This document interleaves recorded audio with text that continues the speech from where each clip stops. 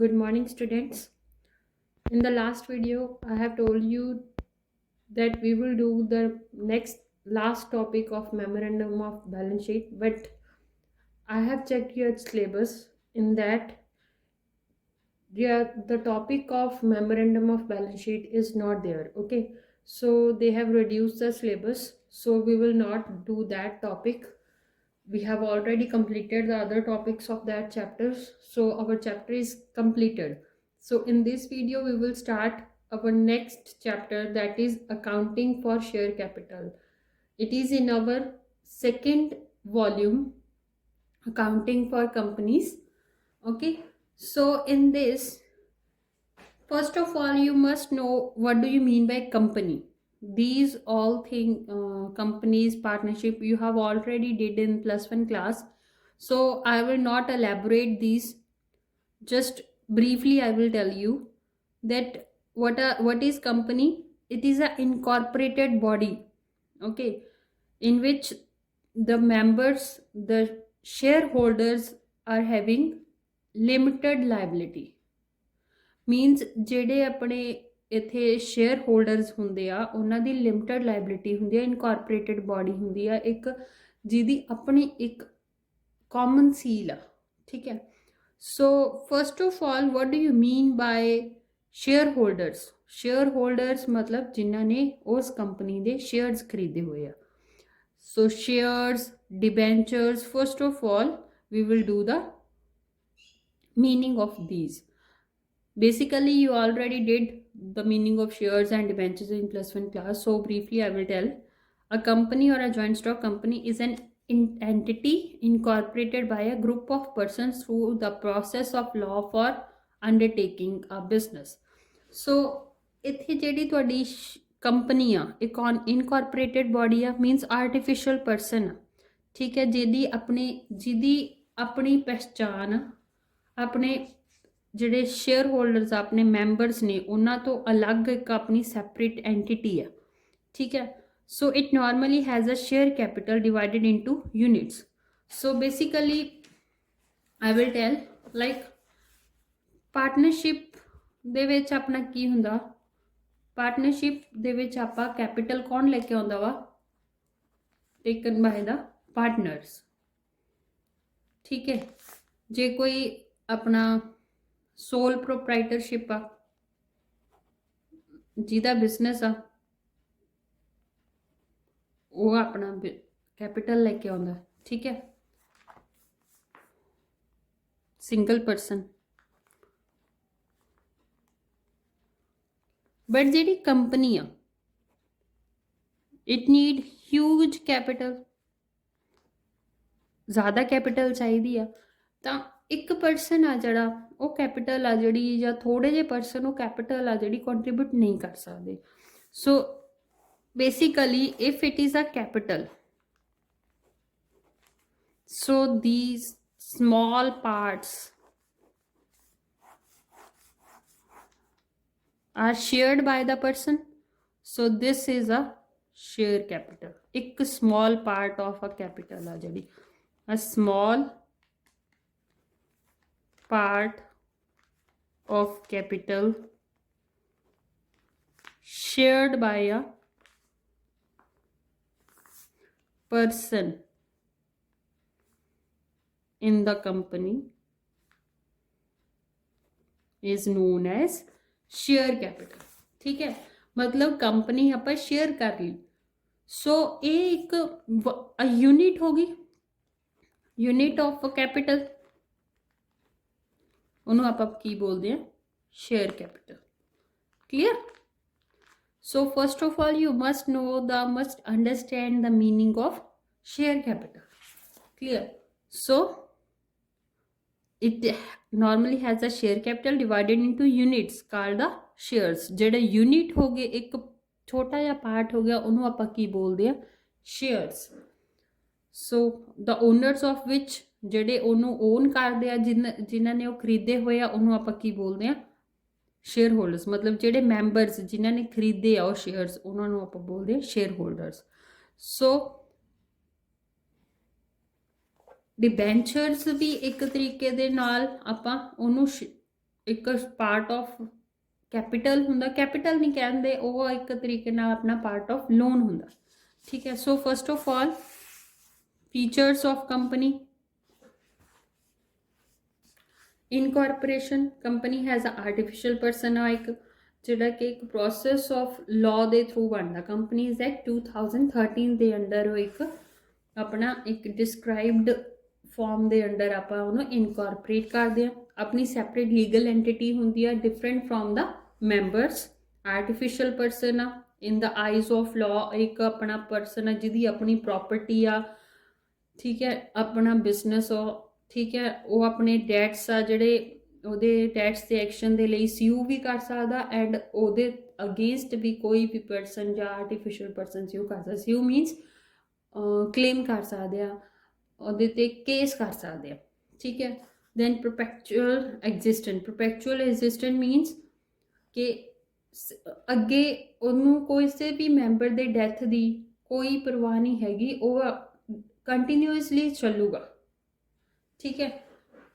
Means ਆਪਾਂ ਕਹਿ ਸਕਦੇ ਹਾਂ ਗੋਇੰਗ ਕੰਸਰਨ ਕੰਸੈਪਟ ਆਪਾਂ ਕਹਿ ਸਕਦੇ ਹਾਂ।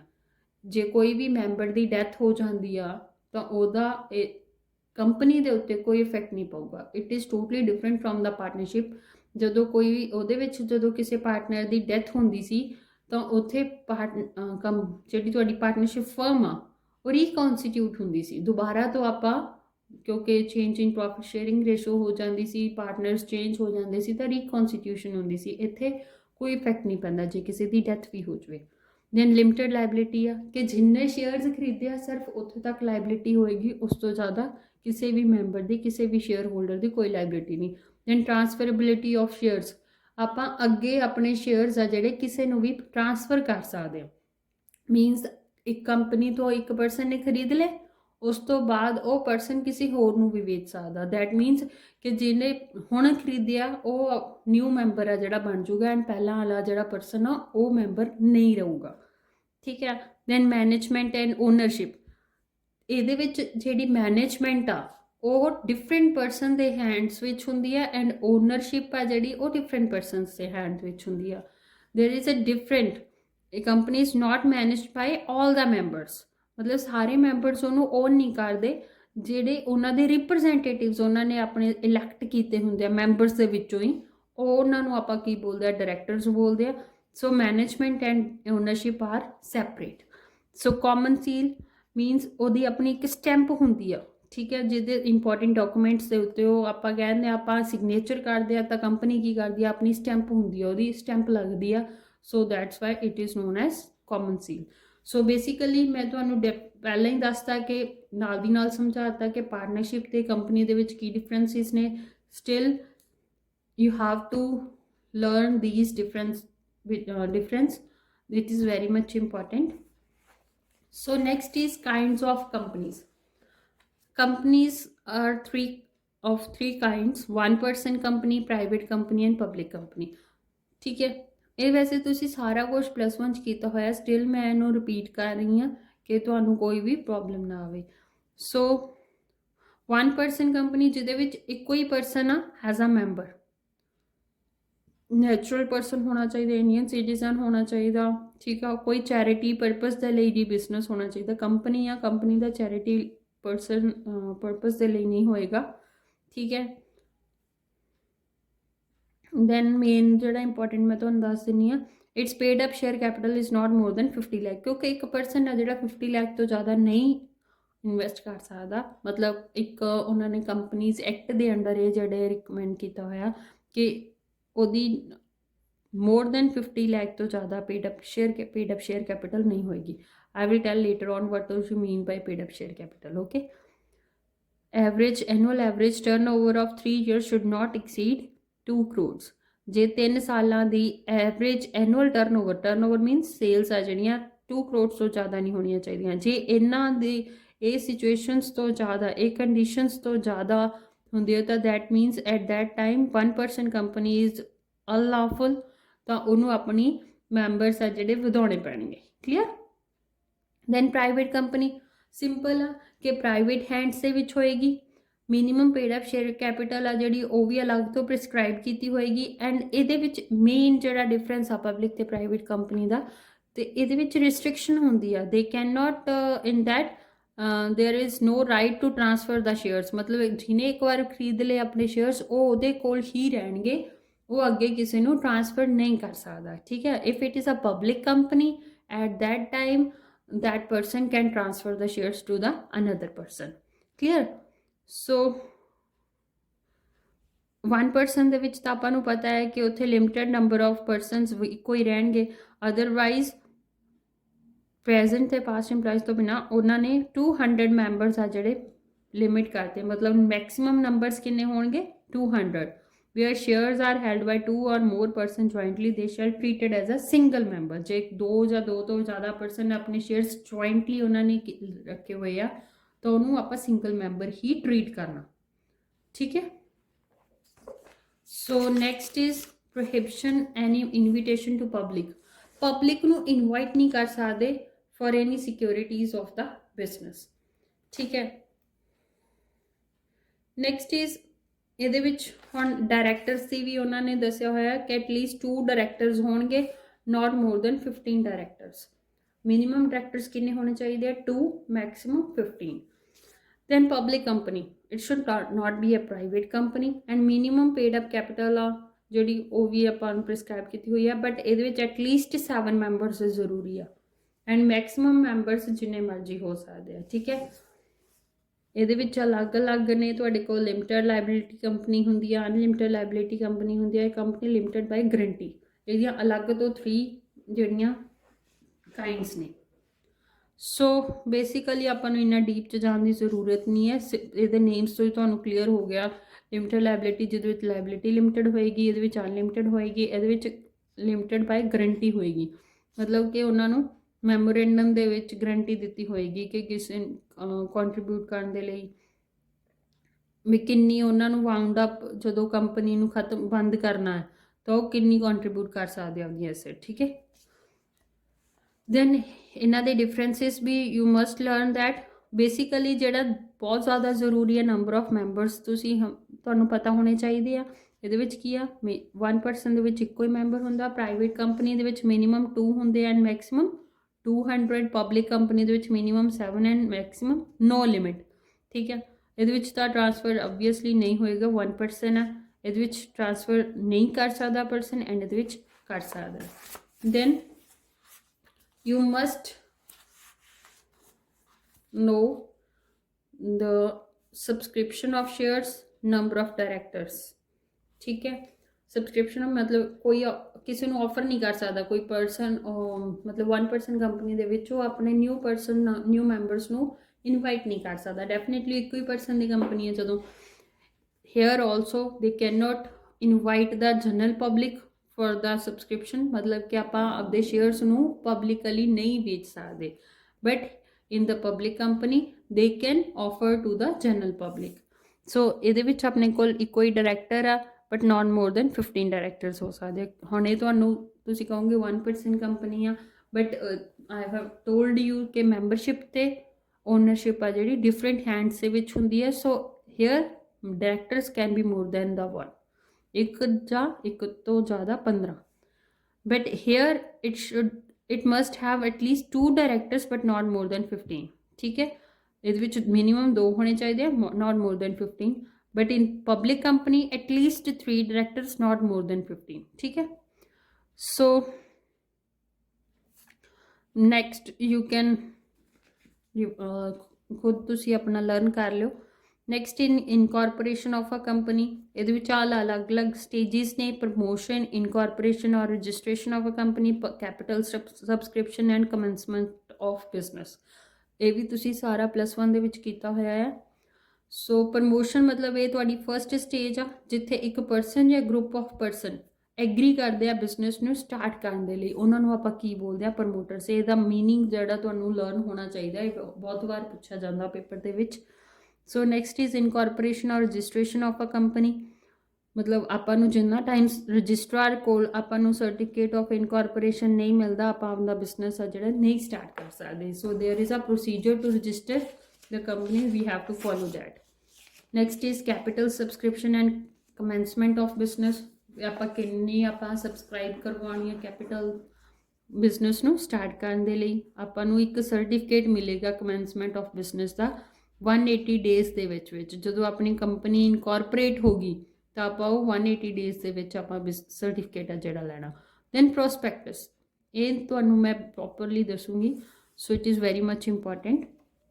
ਪ੍ਰੋਸਪੈਕਟਸ ਕੀ ਹੁੰਦਾ ਹੁਣ, before the prospectus of the company, I must tell you have already seen prospectus of the many colleges ਦੇ schools ਦੇ prospectus ਦੇਖੇ ਹੋਣਗੇ ਜੋ ਆਪਣੇ, ਤੁਸੀਂ ਤਾਂ ਚਲੋ ਹਜੇ you are still in +2 class, but might be you have seen the prospectus of other students like ਜਿਹੜੇ ਤੁਹਾਡੇ ਤੋਂ ਸੀਨੀਅਰਸ ਨੇ ਜਾਂ ਤੁਹਾਡੇ ਕੋਈ ਕਜ਼ਨਸ ਵਗੈਰਾ ਜਦੋਂ ਕਾਲਜ ਦੇ ਵਿੱਚ ਐਡਮਿਸ਼ਨ ਲੈਣ ਜਾਂਦੇ ਆ ਤਾਂ ਸਭ ਤੋਂ ਪਹਿਲਾਂ ਕੀ ਕਰਦੇ ਆ, ਉਹ ਪ੍ਰੋਸਪੈਕਟਸ ਲੈ ਕੇ ਆਉਂਦੇ ਆ, ਠੀਕ ਹੈ, ਜਿਹਦੇ ਵਿੱਚ ਉਹ ਐਪਲੀਕੇਸ਼ਨ ਫਾਰਮ ਆ ਜਿਹੜਾ ਲੱਗਿਆ ਹੁੰਦਾ ਕਿ ਆਪਾਂ ਫਿਰ ਹੀ ਉਹ ਆਪਣੀ ਐਪਲੀਕੇਸ਼ਨ ਦੇਣਗੇ, then only they can take the admission in that particular college.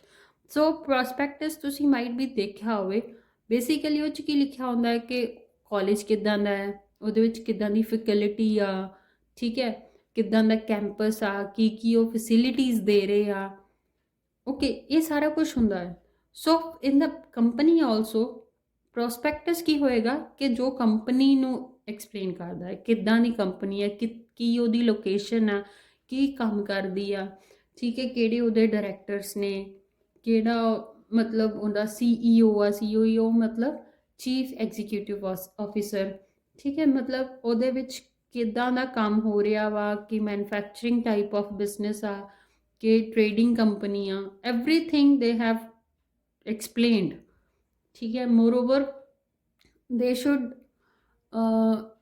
give the balance sheet ਕਿ ਜਦੋਂ ਉਹਨਾਂ ਨੇ ਮਤਲਬ ਲਾਸਟ ਈਅਰ ਦੀ ਜਾਂ ਜੋ ਅਕੋਰਡਿੰਗ ਟੂ ਦਾ ਪ੍ਰਿਸਕ੍ਰਿਪਸ਼ਨ ਕਿ ਕੰਡੀਸ਼ਨਸ ਦੇ ਵਿੱਚ ਜਿਵੇਂ ਉਹ ਆਪਦਾ ਪ੍ਰੋਸਪੈਕਟਸ ਇਸ਼ੂ ਕਰ ਸਕਦੇ ਆ ਕਿ ਕਿਹੜੀਆਂ ਚੀਜ਼ਾਂ ਉਹਨਾਂ ਨੇ ਇਸ਼ੂ ਕਰਨੀਆਂ ਨੇ, ਇੱਕ ਮਤਲਬ ਉਹ ਸਾਰਾ ਚੀਜ਼ਾਂ ਉਹਨਾਂ ਨੇ ਐਕਸਪਲੇਨ ਕਰਨੀਆਂ ਜ਼ਰੂਰੀ ਆ ਕਿ ਪਰਸਨ ਨੂੰ ਪਤਾ ਹੋਣਾ ਚਾਹੀਦਾ ਵਾ ਜਿਹਨੇ ਉਹਦੇ ਕੰਪਨੀ ਦੇ ਸ਼ੇਅਰਸ ਖਰੀਦਣੇ ਆ ਕਿ ਕੰਪਨੀ ਐਕਚੁਅਲੀ ਪ੍ਰੋਫਿਟ 'ਚ ਜਾ ਰਹੀ ਆ, ਲਾਸ 'ਚ ਜਾ ਰਹੀ ਆ, ਜਾਂ ਉਹਦੀ ਕੀ ਕੰਡੀਸ਼ਨ ਆ, ਕਲੀਅਰ।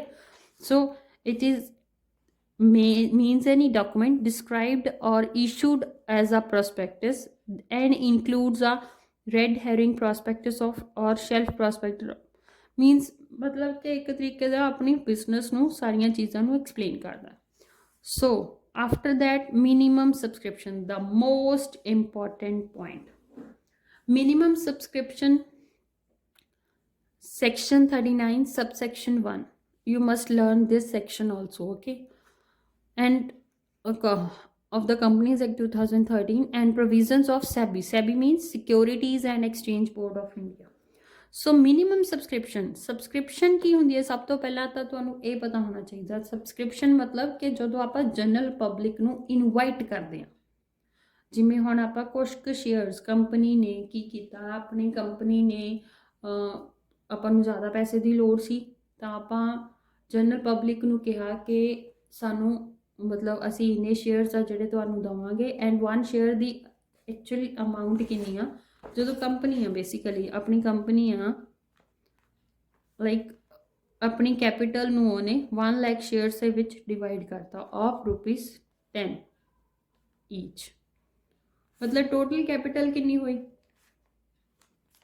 1 ਲੱਖ ਇੰਟੂ 10 ਲੱਖ ਦੀ ਕੈਪੀਟਲ, ਠੀਕ ਹੈ, I have just assumed it, ਠੀਕ ਹੈ, 10 ਲੱਖ ਦੀ ਕੈਪੀਟਲ ਆ, ਉਹ ਕਹਿੰਦੇ 1 ਲੱਖ ਸ਼ੇਅਰਸ ਨੂੰ ਦੇ ਵਿੱਚ ਉਹਨੂੰ ਡਿਵਾਈਡ ਕਰਤਾ ₹10 ਦੇ ਵਿੱਚ, ਤਾਂ ਹੁਣ ਉਹ 1 ਲੱਖ ਸ਼ੇਅਰਸ ਕੰਪਨੀ ਕਿਹਨੂੰ ਦੇਊਗੀ?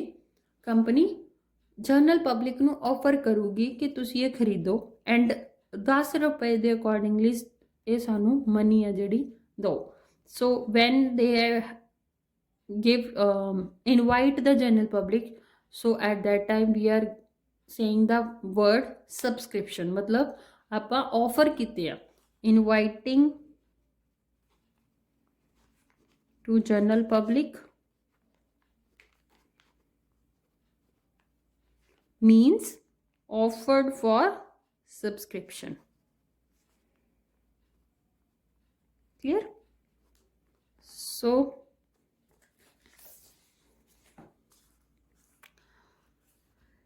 ਹੁਣ ਇੱਥੇ ਤੁਹਾਨੂੰ ਸੈਬੀ ਨੇ ਜਾਂ according to the companies act they have told the minimum subscription ਆ ਜਿਹੜੀ ਉਹ ਕਿੰਨੀ ਹੋਣੀ ਚਾਹੀਦੀ ਹੈ।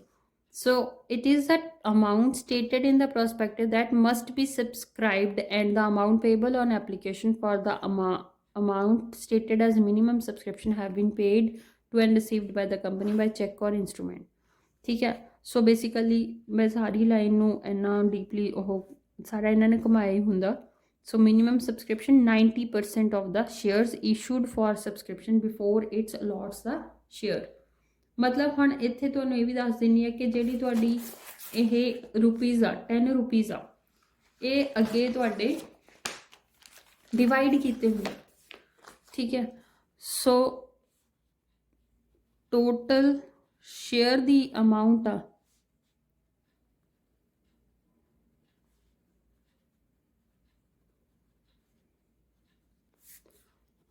application, then allotment, then call ਇਹਦੇ ਵਿੱਚ ਡਿਵਾਈਡ ਕੀਤੀ ਹੁੰਦੀ ਆ। ਠੀਕ ਹੈ।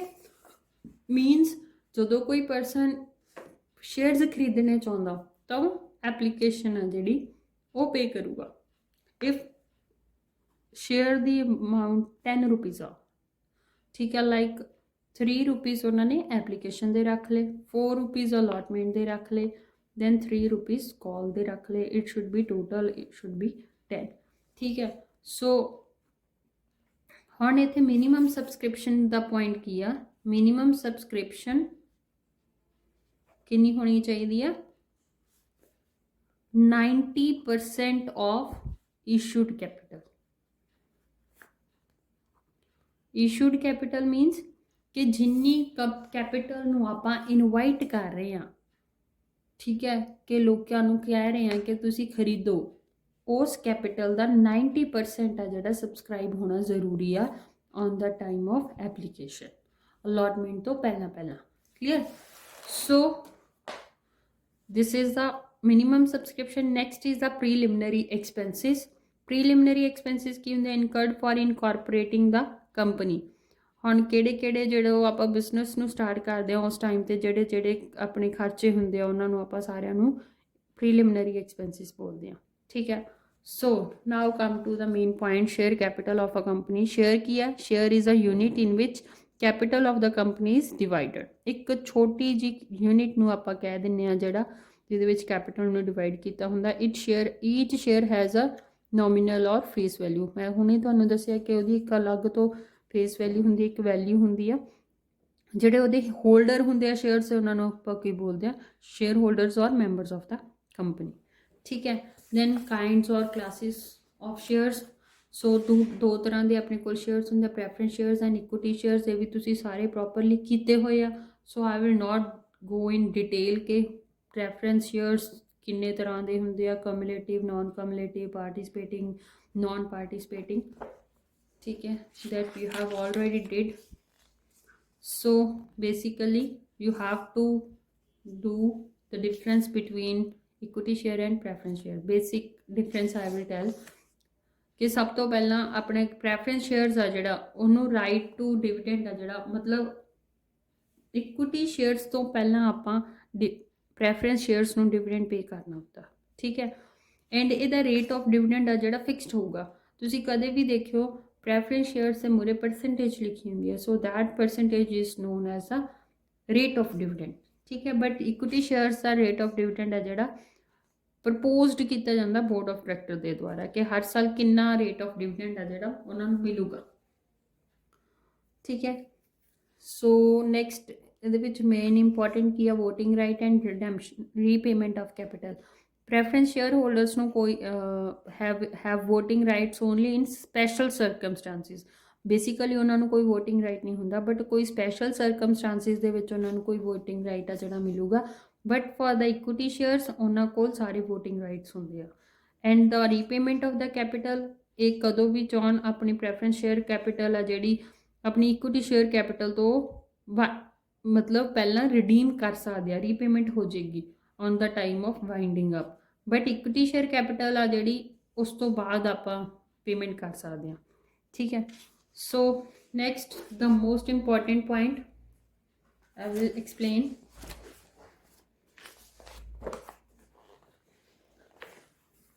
I will explain on the notebook. Next is the classification of share capital.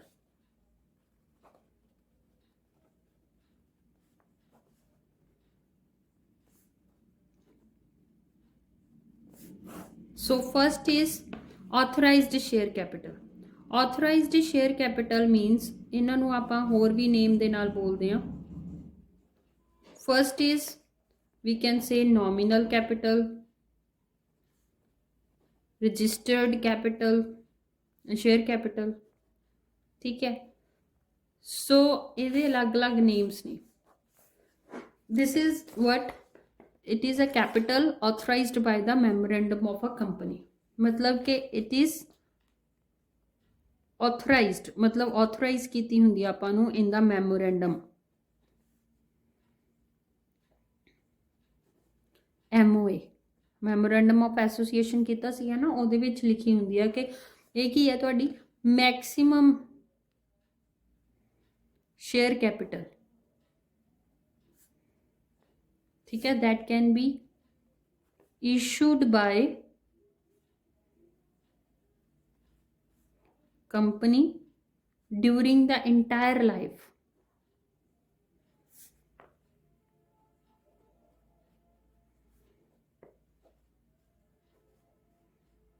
Clear?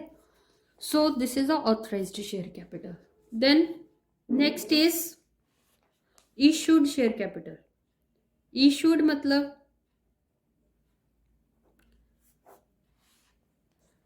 कि इस एक टाइम टू टाइम आप सब्सक्रिप्शन के लिए कितनी ऑफर कर रहे हैं. Offered for subscription.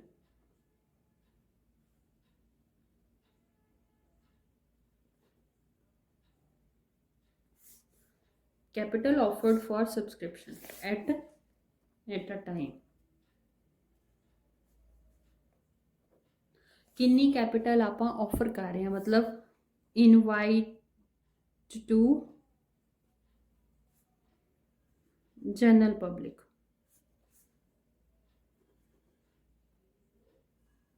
एक टाइम ते आप किन्नी कैपिटल आ जी जनरल पब्लिक नू इनवाइट कर रहे हैं कैपिटल दे लिए. So that is a issued capital. ठीक है. Next is subscribed capital. Third is subscribed capital. Subscribed share capital की होएगी तुहाडी how many we receive the applications for the share capital. Applications received for the issued share capital कि जिन्नी आप issue की सीगी ਉਹਦੇ ਵਿੱਚੋਂ ਆਪਾਂ ਨੂੰ ਕਿੰਨੀਆਂ ਐਪਲੀਕੇਸ਼ਨਸ ਆ ਜਿਹੜੀਆਂ ਰਿਸੀਵ ਹੋਈਆਂ ਕਿ ਹਾਂਜੀ ਅਸੀਂ ਇਹ ਖਰੀਦਣੀ ਚਾਹੁੰਦੇ ਹਾਂ, ਤੁਹਾਡੀ ਕੰਪਨੀ ਦੀ ਕੈਪੀਟਲ ਆ ਜਿਹੜੀ ਉਹਦੇ ਵਿੱਚ ਕੰਟਰੀਬਿਊਟ ਕਰਨਾ ਚਾਹੁੰਦੇ ਹਾਂ. ਠੀਕ ਹੈ. ਸੋ ਨੈਕਸਟ ਇਹਦੇ ਵੀ ਅੰਦਰ 2 ਪੁਆਇੰਟਸ ਆ ਜਾਣਗੇ. ਸਬਸਕ੍ਰਾਈਬ ਦੇ ਵਿੱਚ subscribed and fully paid up, subscribed and not fully paid up.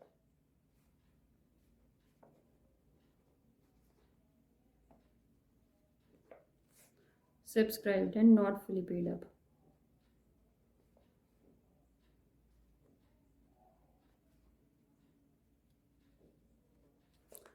ठीक है. हम पेड अप मतलब कि किन्नी अमाउंट आ जी हम application I have told you कि जी थोड़ी टोटल अमाउंट आ उन्होंने अलग अलग उन्होंने सैग्रीगेट किया होंगे कि पहले एप्लीकेशन अमाउंट आती है, दैन अलॉटमेंट आती है, दैन कॉल आती है. सो सबसक्राइब के हम जो परसन ने आपू एप्लीकेशन देती कि हाँ जी असी खरीदनी चाहते हैं तो उत्थे अपने को एप्लीकेशन ऑलरेडी रिसीव हो गई आ. उस तो बाद कंपनी उन्होंने अलॉट करेगी शेयर्स के इन्ने तुहाडे शेयर्स असी तुहानूं दे रहे हैं. ठीक है. हम जो कंपनी ने अलॉट करते shares at that time that person has to give the allotment money. ਹੁਣ ਸਮ ਪਰਸਨ ਆ ਜਿਹੜੇ ਨਾਲ ਦੀ ਨਾਲ ਪੇਮੈਂਟ ਕਰ ਦਿੰਦੇ ਆ, ਸਮ ਟਾਈਮਸ ਕਿਸੇ ਦੀ ਡਿਊ ਰਹਿ ਜਾਂਦੀ ਆ। ਸੋ ਜਿਨ੍ਹਾਂ ਦੀ ਡਿਊ ਰਹਿ ਜਾਂਦੀ ਆ that is known as the not fully paid up capital, and ਜਿੰਨੀ ਆਪਣੇ ਕੋਲ ਰਿਸੀਵ ਹੋ ਗਈ that is a fully paid up. ਠੀਕ ਹੈ, ਜਿਨ੍ਹਾਂ ਦੀ ਸਾਰੀ ਆ ਗਈ ਉਹ ਫੁੱਲੀ ਪੇਡ ਅਪ। ਮਤਲਬ ਪੇਡ ਅਪ ਕੈਪੀਟਲ ਕੀ ਹੋਈ, ਕਿੰਨੀ ਅਮਾਊਂਟ ਆਫ ਕੈਪੀਟਲ ਆਪਾਂ ਨੂੰ actually receive hogi, that is a paid up capital. Clear? So rest of the topic we will do in the next video. If you have any query you can message me. This is very much important chapter, so don't be if you face any confusion you can contact me. ਇਹਨੂੰ ਬਿਲਕੁਲ ਵੀ lightly ਨਹੀਂ ਲੈਣਾ ਹੈਗਾ। Thank you.